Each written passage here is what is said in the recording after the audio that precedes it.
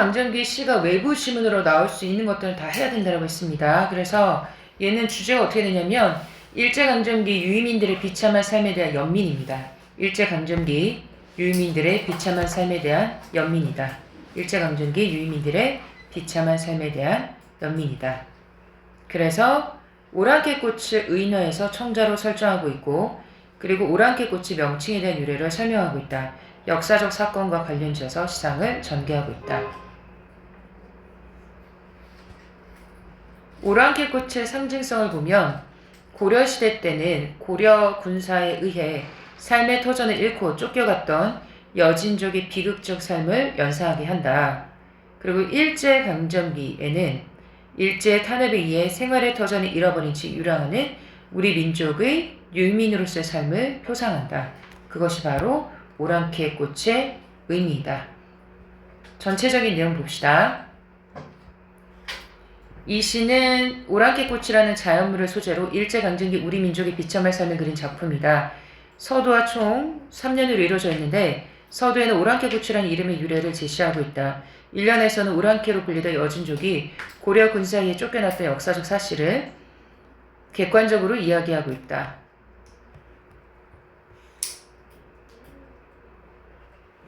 2연에서는 구름의 이동을 통해 시간의 흐름을 보여주고 있는데 몇백 년 동안이라는 시간 흐름이 고려시대의 오랑캐꽃의 상황과 일제강점기를 연결하는 역할을 하고 있다.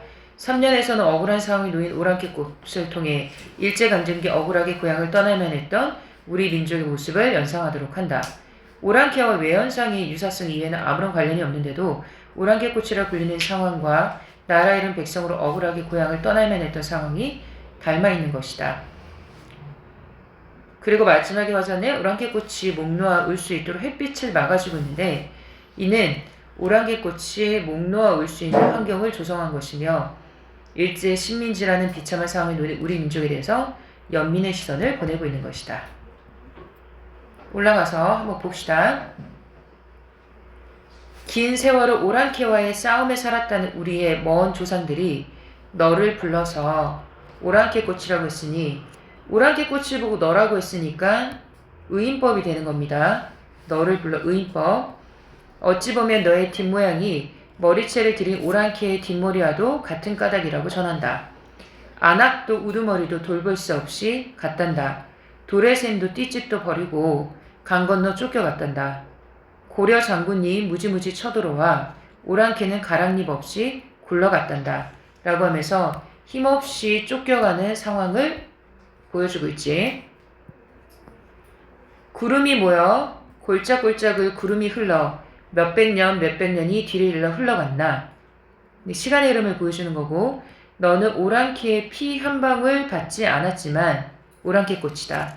너는 돌가마도 털 메투리도 모르는 오랑캐꽃이다. 그래서 두 팔로 햇빛을 막아준다라는 것은 오랑캐꽃에 대한 연민의 태도를 보여준다라고 했지.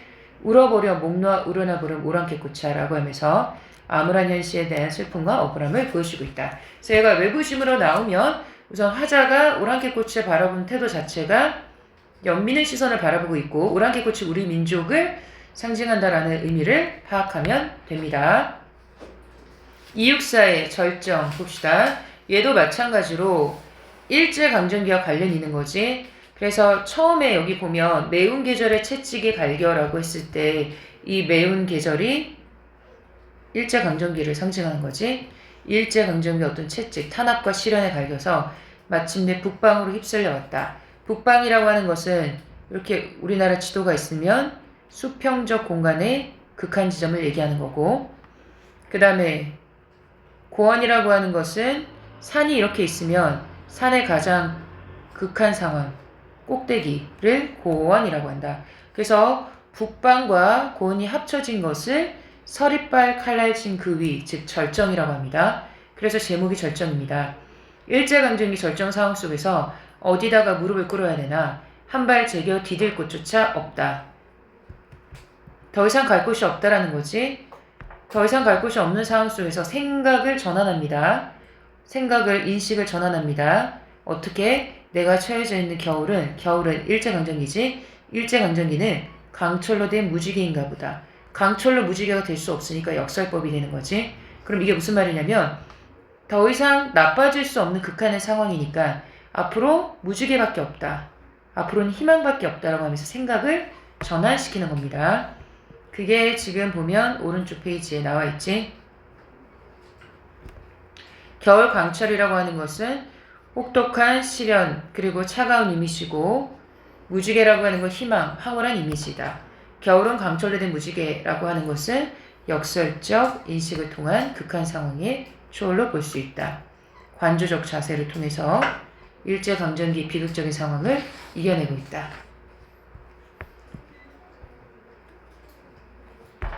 이육살 광해 갑시다.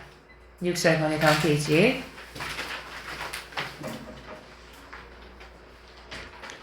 자, 얘는 크게 1, 2, 3년까지가 과거입니다. 1, 2, 3년이 과거고 4년이 현재이고 5년이 미래입니다. 그래서 각 연별로 지금 제목인 광야의 상징적 의미가 무엇인지를 얘기를 하고 있는데, 우선 지금부터 한번 봅시다.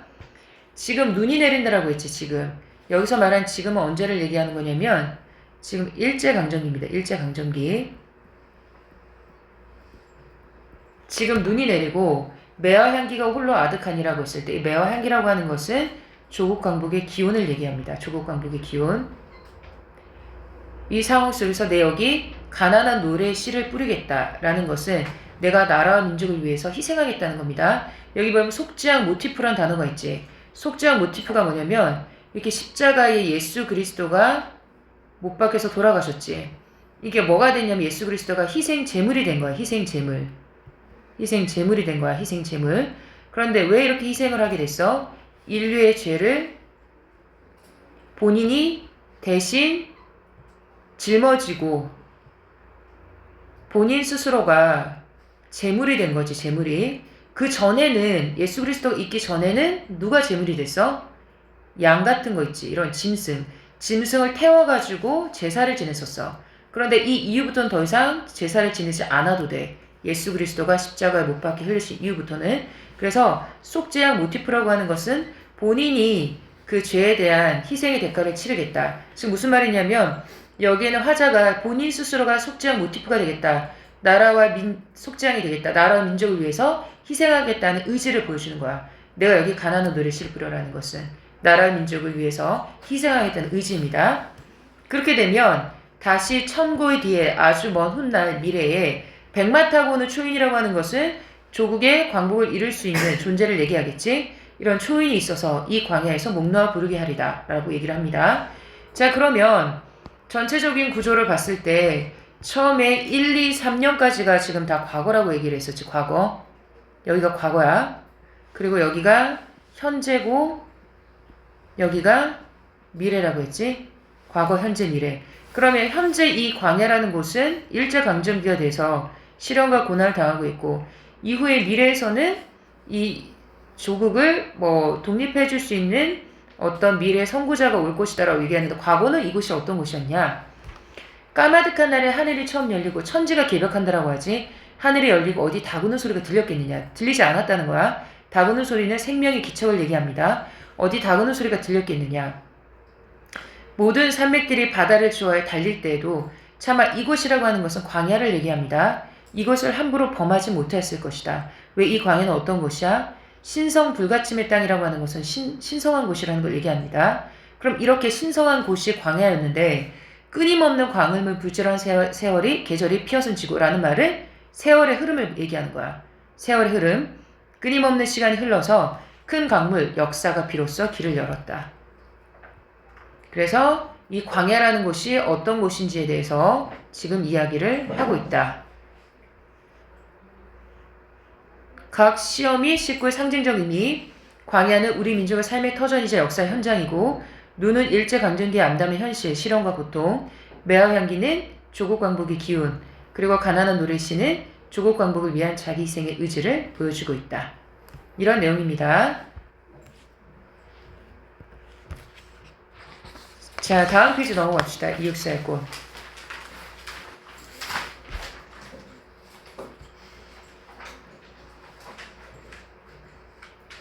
이 시는 꽃을 소재로 하여 새로운 세계에 대한 소망과 의지를 노래하고 있다.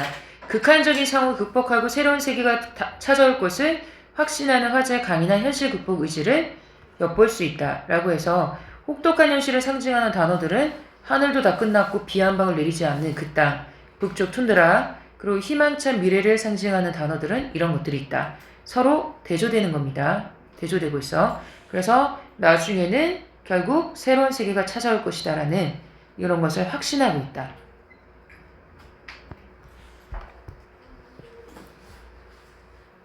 자, 올라가서 한번 봅시다.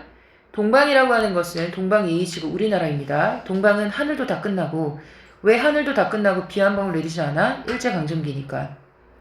그럼에도 불구하고 꽃은 빨갛게 피었다라는 것은 꽃의 어떤 생명력을 이야기하는 거고 꽃이라는 것 자체가 우리 민족에게 좋은 밝은 미래가 올 것이다라는 거지.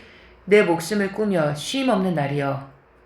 북쪽 툰드라에도 찬 새벽은 눈 속 깊이 꽃 맹아리가 움직거려. 다 부정적인 상황 속에서도 꽃 맹아리가 움직거리고 제비떼가 날아오길 기다리는 긍정적인 시어들입니다. 마침내 저버리지 못할 약속이여. 한바다 복판 용소숨 치는 곳. 용소숨 친다라는 것은 조국의 광복의 기쁨을 얘기하는 거지. 바람결 따라 타오르는 꽃성에는 나비처럼 취하는 회상의 무리들아. 회상의 무리라고 하는 것은 우리 민족을 의미합니다. 오늘내 여기서 너를 불러보겠다라는 것은 결국 나중에 조국의 독립이 올 것이다라는 의지를 보여준다.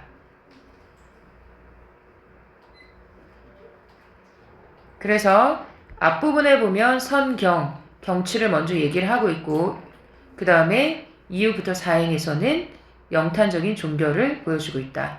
이게 바로 한시의 전형적인 창작 방법입니다. 그것을 여기서 지금 사용하고 있다. 광복 이후부터 1950년대까지 나왔던 시들을 좀 배워야 되는데 이 시기의 특징을 좀 봅시다. 1945년 8.15 광복이 되자 시인들은 광복의 기쁨과 새 조국 건설의 희망을 노래하였으며 일제 탄압에서 벗어나 새로운 문학을 건설하기 위해서 노력했다. 그래서 일제 식민지 말기에 빛을 보지 못했던 작품들이 발표됐고 국권의 회복을 위해 협력했던 좌익 문학단체인 조선문학가 동맹과 우익문학단체인 전조선 문패가 협회가 해방 이후 치열한 이념 논쟁을 겪게 되었다. 좌익 문인들은 월북이나 검거 등을 통해 쇠퇴하게 되었고 남한에는 우익 문익 단체만 남게 되었다. 시의 경향을 보면 크게 이렇게 세 가지로 나눠지는데 첫 번째 게 광복의 기쁨과 새 조국 건설의 희망을 노래한 시. 두 번째는 일제 말기에 쓰인 시. 그래서 대표적인 시가 이육사와 윤농주의 유고시집. 그리고 박목월, 박두진, 조지훈이 1946년 공동시집 청록집을 발간하게 됐고 그 다음에 모더니즘 시라고 하는 것은 모던이라고 하는 게 현대화, 근대화를 얘기하는 거지. 현대화, 근대화 관련된 시들이 나왔는데 밑에 작가가 나와 있지.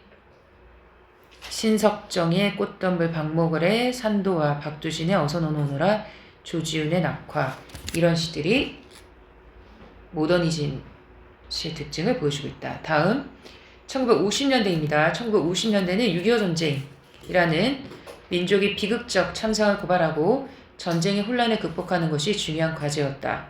그래서 초반에는 전쟁 상황에 직접적으로 대응하는 애국시나 종군시가 창작이었다. 전쟁이 끝난 후 황폐화된 의식과 상실의 절망감을 표현하는 시와 부조리한 사회현실을 반영한 작품들이 등장하였다.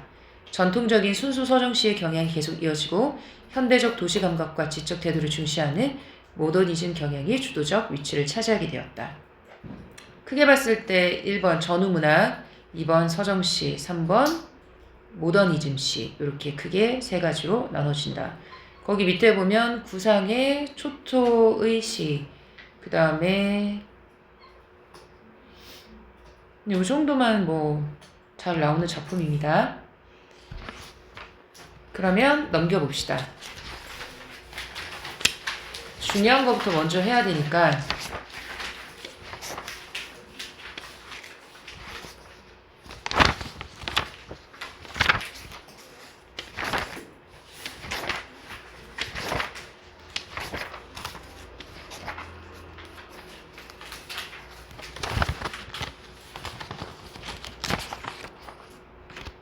152페이지 봅시다. 152페이지. 우선 기본적으로 작년에 기출이 됐던 것부터 먼저 봐야 되겠지? 김춘수의 꽃도 1학기 중간고사의 시험범위였습니다. 김춘수의 꽃. 자, 이 꽃은 김춘수의 작품인데 이 사람은 김춘수입니다. 김춘수. 주로 어떤 시들을 많이 썼냐면 사물의 이면에 내재하고 있는 본질을 파악하는 시를 많이 썼어.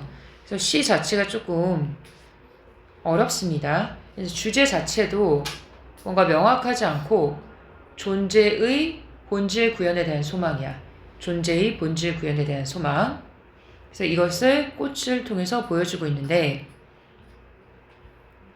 자, 이 시는 꽃을 소재로 하여 사물과 그 이름 및 의미 사이의 관계를 바탕으로 사물의 존재론적 의미를 추구하고 존재들 사이의 진정한 관계를 소망하고 있다. 1년에서는 구체적인 대상을 인식하기 이전의 존재에 대해서 말하고 있다. 그래서 처음에는 지금 오른쪽에 표가 나와 있듯이 꽃이라고 하는 게 무의미한 존재였어. 무의미한 존재. 그런데 이름을 부르기 시작하면서 의미가 부여되고 나중에 의미 있는 존재로 됩니다. 의미 있는 존재. 그래서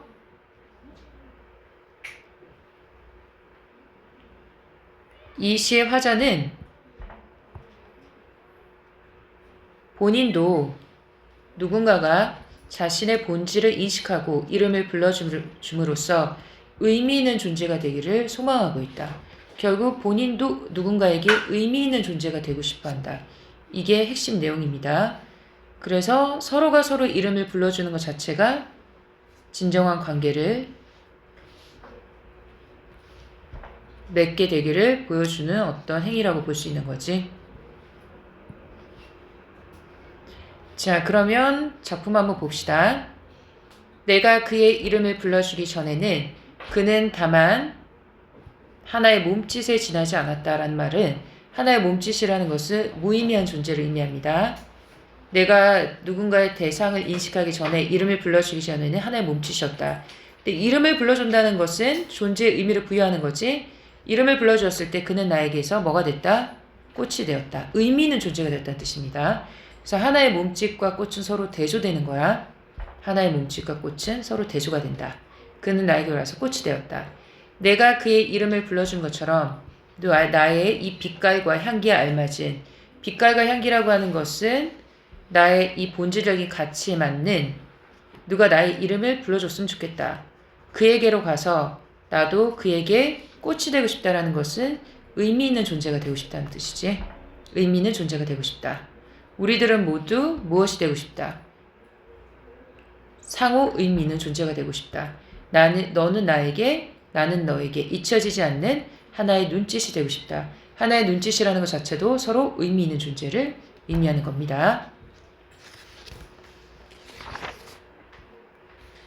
김수영의 눈도 작년 기출 작품입니다. 넘겨봅시다. 김수영의 눈.